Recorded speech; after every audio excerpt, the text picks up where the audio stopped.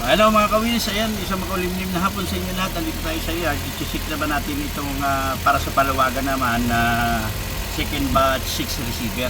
So upon checking, tingnan nyo, nakita nyo itong ano niya, walang car sludge, malinis. Pati yung engine niya, 2013 model to, pero tingnan nyo lang, finish pa ng makina. Okay, balik nyo. Pinandar na natin para mag-circulate na yung oil. Yan. Again, DA64B ito na 4x automatic ha, para sa ating paluwagan na second batch 6 receiver. Yan, sige, halika. Check natin ang makina. Pati ang throttle body niya, ang tintab. Napalitan ng brand new. Double sensor na ito kasi 2013 model na siya. Ano, walang sabit, walang lagatak.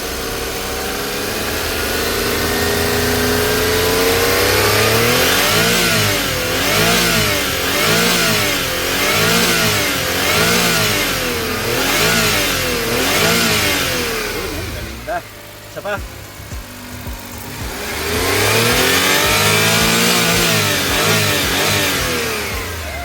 Kunti na lang yung gasolina niya. Dito tayo sa shifting. Oy ka.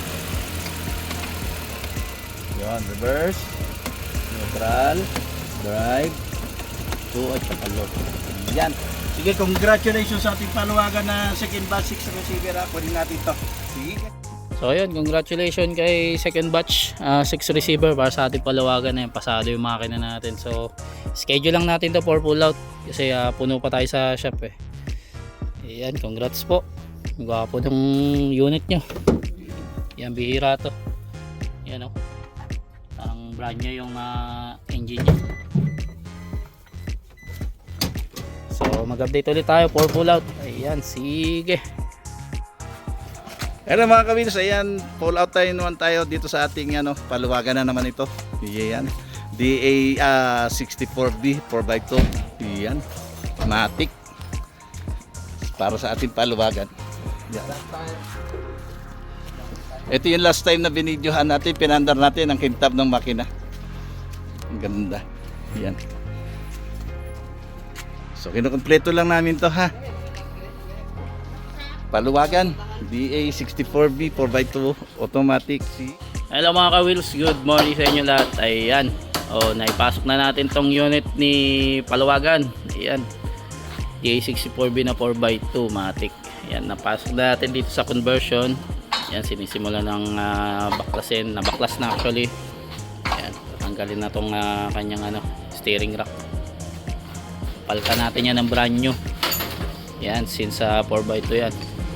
Ito yung in-start ni Bossing last time, yung maganda yung makina niya.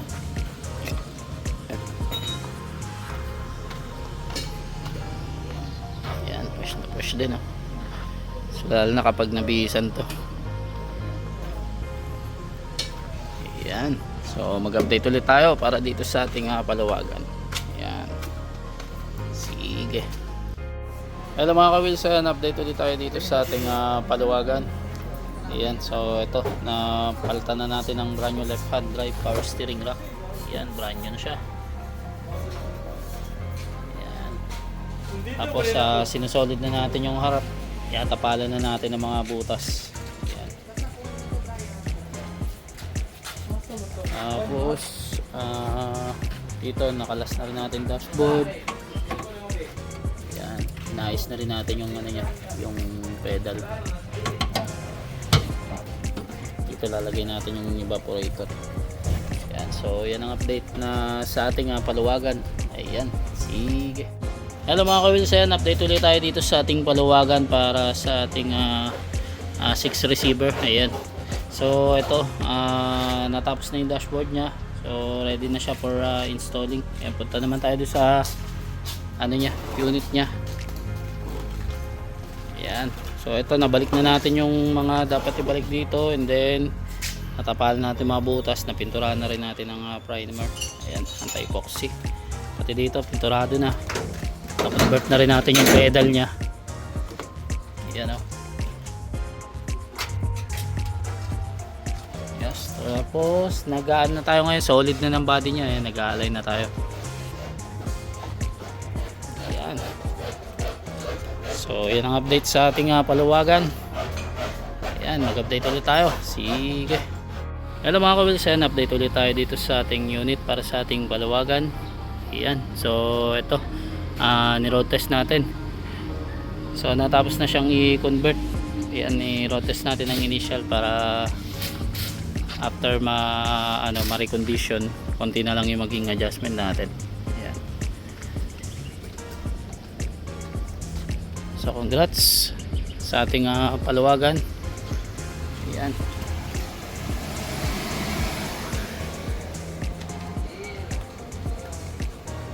So mag-update ulit tayo. Pila na to sa ating painting.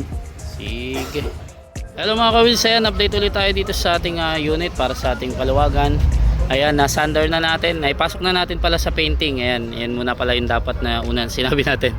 Tapos, na-sander na to kanina. Then, ayan, tinapalan ngayon natin ng anti-epoxy.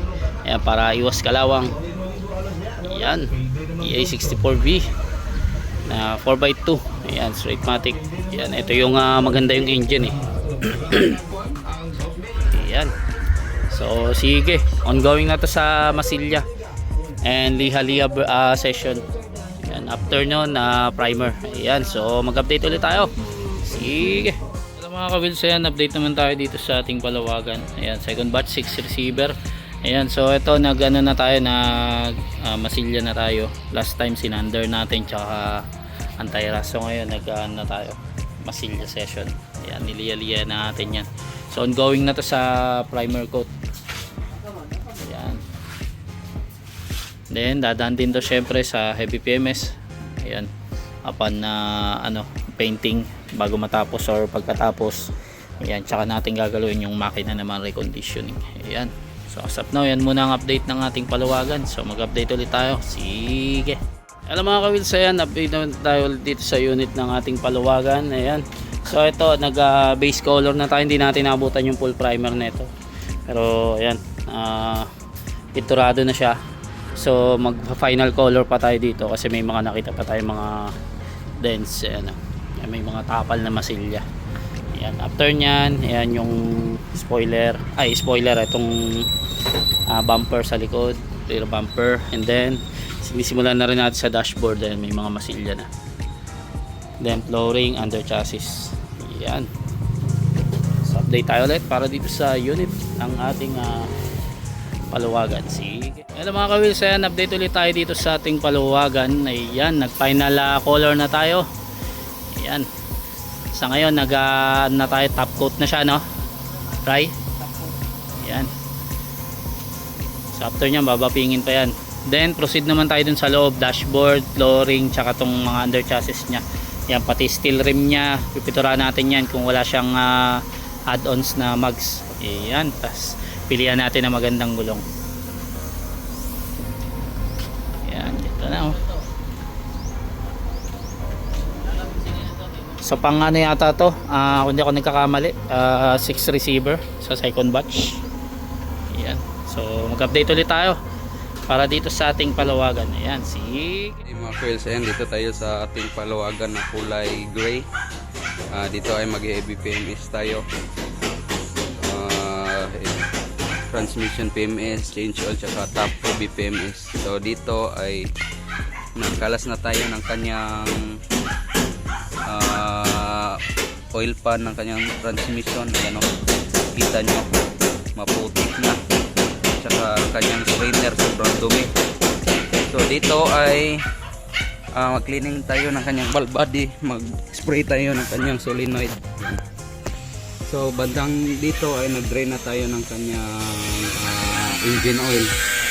So ito, sprayan na natin.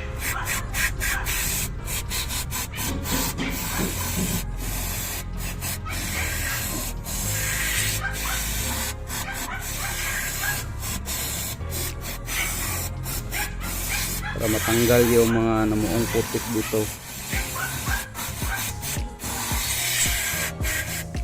Yan.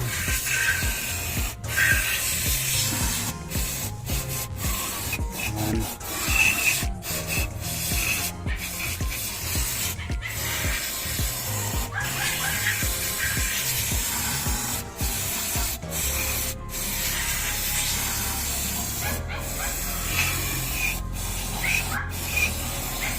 So sige mga Kawils, lipat lang ako sa kabila. Bye bye. Dito pa rin tayo sa palawagan na color gray. Ayan no. Ayan, color gray. So dito ay natapos natin linisan yung kanyang oil pan. Yan. Pati yung magnet napaka linis na yan, tsaka yung strainer. So ikakabit na lang natin to ulit. Tapos after nito ay magkalas tayo ng kanyang top dahil linisan natin yung kanyang throttle body, intake manifold, palit tayo ng air filter, check sa spark plug, sa injector. So sige, dito pa rin tayo sa gray na palawagan. Dito ay nagkalas na tayo ng kanyang top, housing ng air filter, throttle body, intake manifold, injector, tsaka check ng ignition coil, tsaka spark plug. Yeah. So dito, nandito ang kanyang mga baklas. So itong air filter niya ay papalitan natin. Itong throttle body ay linisan natin, pati yung mga sensor. Itong kanyang injector, ayan, sobrang itim na. Ayan, linisan natin yan. Ang spark plug niya ay napaka goods pa. Yan, balik lang natin, linisan lang natin yung kanyang tip, tsaka itong kanyang intake manifold. Yan, may mga namumuo ng carbon deposit. So linisan natin yan. Sige, ito pa rin tayo sa palawagan na gray. Dito ay tapos na natin linisan yung kanyang throttle body. Ayan o. Yung black na yan ay gasket yan, hindi na, pero yung mga niya, hindi po ito dumi yung black para siyang gasket, para walang singaw. Dito ay ito, punas-punasan na lang natin, nawala na yung parang carbon yan na nagtakuling. Yan. So itong injector niya, tapos na din, ayan o, makinang na yung tip. Punas-punasan na lang natin, tsaka itong mga sensor nya, tapos na din itong nilinisan. So ikabit na lang natin uli. Tapos after nito may kabit, magpalit tayo ng air filter, tsaka magsalin na tayo ng oil. Ito pa rin tayo sa palawagan na gray. Ayan, ginabi na tayo, pero ngayon ay magkakabit tayo ng kanyang spark plug. Ito galing Japan, nilinisan ko lang. Tapos mag-install tayo ng bagong thermocap, kasi yung luma niya ay wasak. Ito yung luma niya, yan o. So dito ay magkakabit tayo ng spark plug, at sa bandang doon ay nakapagkabit na din tayo ng kanyang air filter na bago. So ayan na yung pagkikit ko. Wait lang. Yan, nakita ko na yung range spark plug range ko. So dito ay ito, brand new na thermocap. Ayan, kasi yung luma niya na pudpud na dito, wala na. Ayan, tingnan niyo yung pagkaiba. Ayan.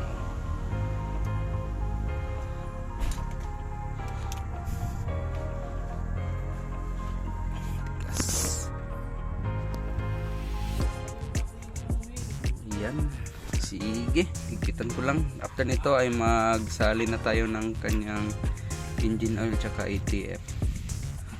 Tapos pandarin natin. Sige mga ka-wheels, papunta pa rin tayo sa palawagan na gray. Ngayon ay magsali na tayo ng kanyang engine oil, 3 litro. Rymol na binuksan ko na yan para diretso na tayo. Rymol natin W40. Ayan. Pagkatapos nito ay isusunod naman natin yung ATF.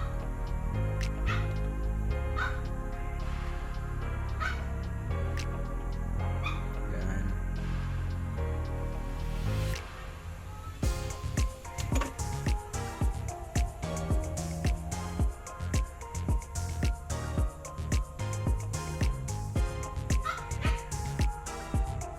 Dumating na pala yung upholstery nito kanina, kaya naabutan tayo ng gabi kasi pinauna muna natin sila mag-install ng mga upuan saka yung ceiling. mga mating. Ayan.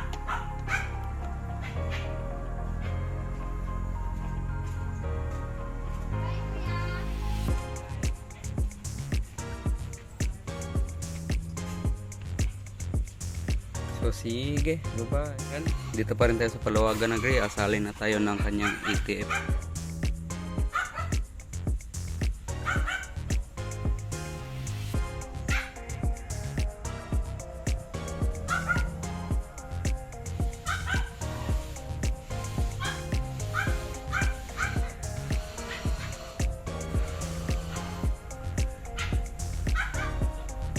Yan. So after nito ay papaanda rin na natin to para sure na goods na goods.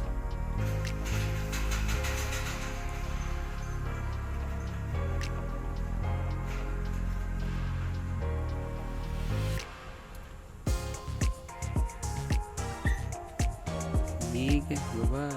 Hello mga ka-wheels, ayan, update naman tayo dito sa ating Palawagan. Ayan, natapos na siya sa heavy PMS. So ito na, dumating na rin yung last time yung kanyang upholstery. Ayan, kinabit na natin. So it's time na para kumpletuhin. Ayan, antayin na natin yung windshield makakabit. Ayan, so bubuuin na rin natin to paunti-unti. So as of now, yan muna ang update ni Palawagan. Ayan, hindi ko kabisado kung anong receiver to. Ayan, so lately na lang natin sa pag-post. So sige, mag-update tayo ulit. Hello mga ka-wheels, ayan, update naman tayo ulit dito sa ating Palawagan. Kung di ako nagkakamali, parang second batch 6 receiver to. Ayan, so nandito na siya sa completion area. Ayan, so dumating na rin yung kanyang upholstery. Ayan, nabalutan na rin natin. Ayan, oh. So ang inaasikaso natin dito yung aircon PMS. Ayan, nakabitan na rin natin ng 7 inch. Ayan, tapos yung check natin kung may keyless siya. Ayan, tsaka yung mga ibang add-ons niya kung meron. Ayan, so dito ayan, meron siyang pang leak test. So malapit na rin ito makompleto. Kapag nakompleto na to, ayan, ano rin natin, double check natin kung na heavy PMS na to, transmission tsaka top PMS.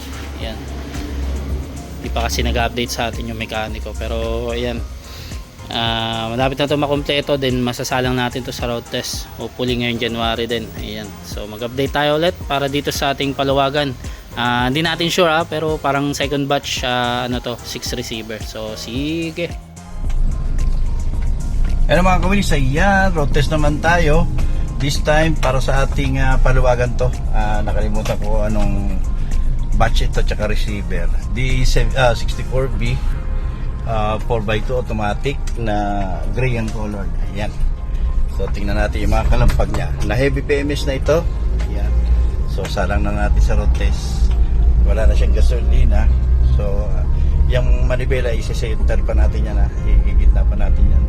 Ngayon ang road test natin ngayon sa mga kalampag, mga lagatak. So may initial tayo naririnig.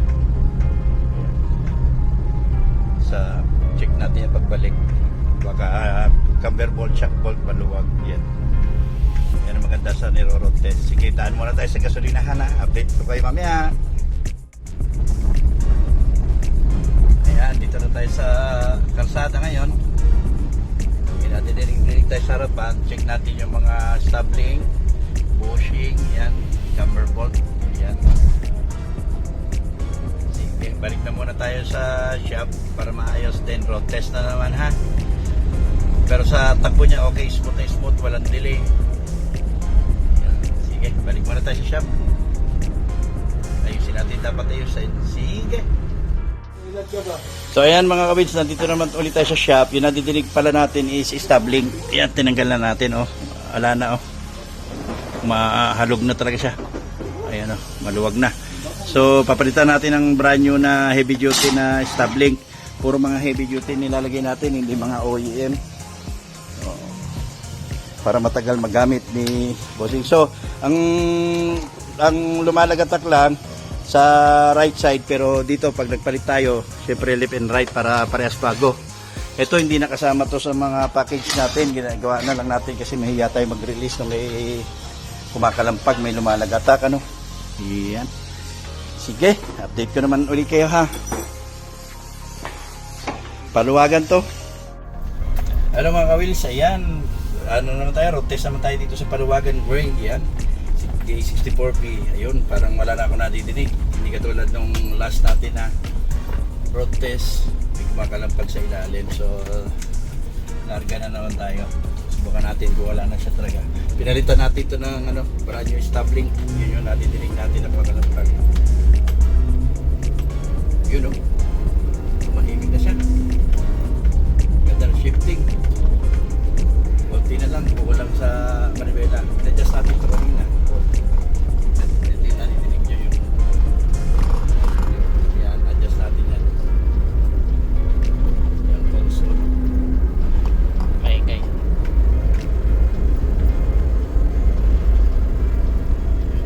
Second batch pala to dito Oo. na 6 receiver. Okay. 2B6R pala ito. Ayan, sa dami na ng ating tinatrabaho, dito natin ma-manage yung tanda. Tsaka pag nakulayan na, nalilito na tayo. So ayan, wala tayo narinig na kalampag. Ito na lang sa console. Adjust lang natin yung lock niyan mamaya. Sa lock lang yun. Bukod yan, wala na. Bukod na ilalim. Ayan o, bilis ng shifting niya. Hindi pa natin masyado inaapakan dyan. Nakaka-80 na tayo. Ayan, 1 inch lang yung apak niya. So hindi mo kailangan itodo-todo apak na accelerator. Paggasto sa gas yan. Since ito, non-turbo to, hayaan mo siyang bumilo. Importante, hindi ka malakas sa gas, hindi pa magka-problema yung mga engine mo. Yan pa ang isang pinupwersa mo mabilis, alam mo nang non-turbo, tayo mo yung bumilo siya. Okay na siya. Yan, congrats sa ating second batch 6 receiver. Okay na masyado yung unit.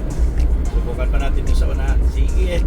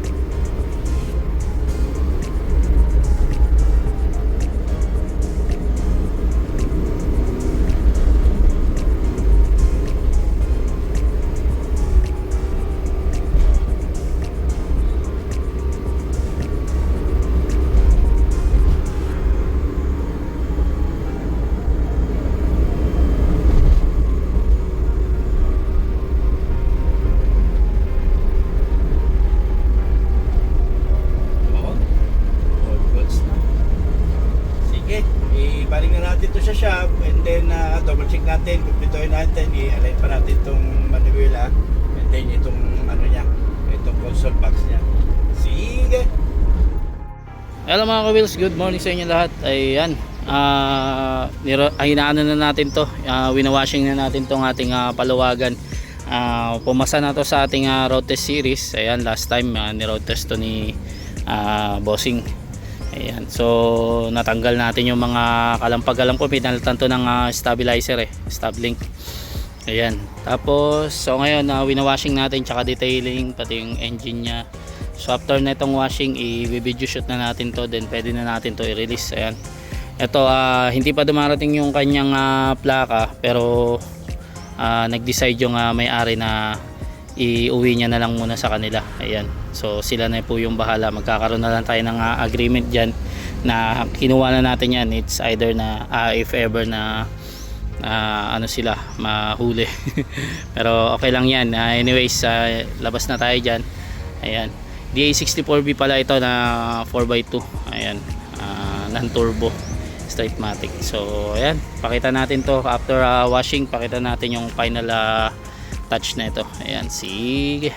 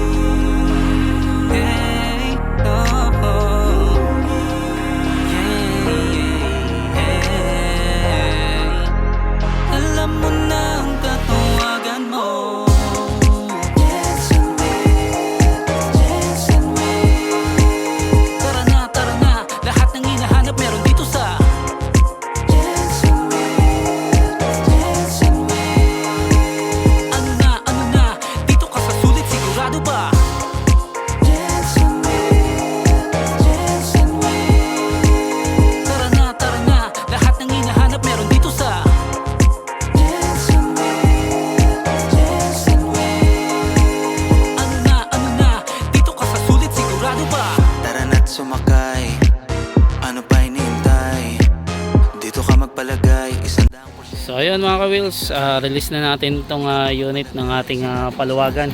Ayan. Second batch, 6 receiver yata to. Ayan. So ayan, iuwin niya na ng wala pang plaka kasi ano siya, kailangan niya na yata magamit dun sa lugar nila. Ayan. Sinabihan na lang namin na wag mag-ingat, tsaka wag muna ilabas ng city. Ayan. So congrats sa ating paluwagan DA64B na 4x2 straight matic. Ayan, magigamit nyo na ang iyong unit at may uwi nyo na. Ayan, sa mga gusto magpa-made order dyan or gusto sumali sa ating paluwagan next batch, ayan, mag-post na lang kami yan or update sa page. Ayan. Tumawag lang sa 0898-800-1975 at hanapin nyo lang si Bossing Jerry. Ayan. So hanggang dito na lang mga ka-wheels ang ating vlog. Ayan, sige. Ano na, dito ka sa sulit, sigurado ba?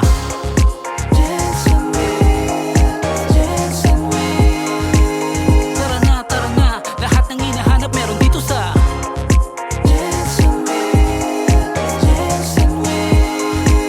Ano na, dito ka sa sulit, sigurado ba?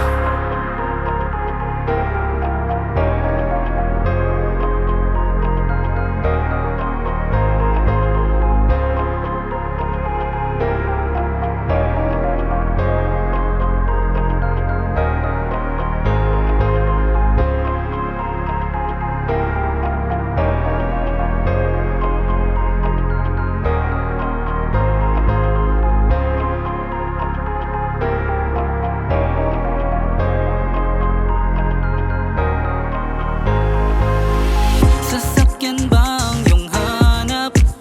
Yung tipong mura na dekalidad?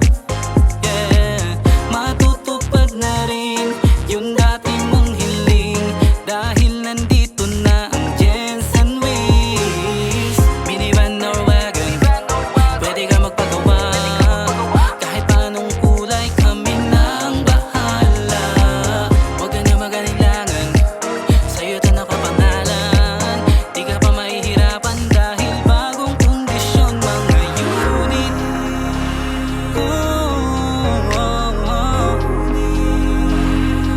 Hey,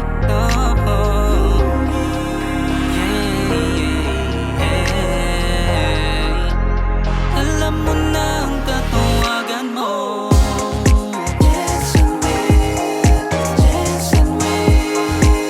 Tara na, lahat ng hinahanap meron dito sa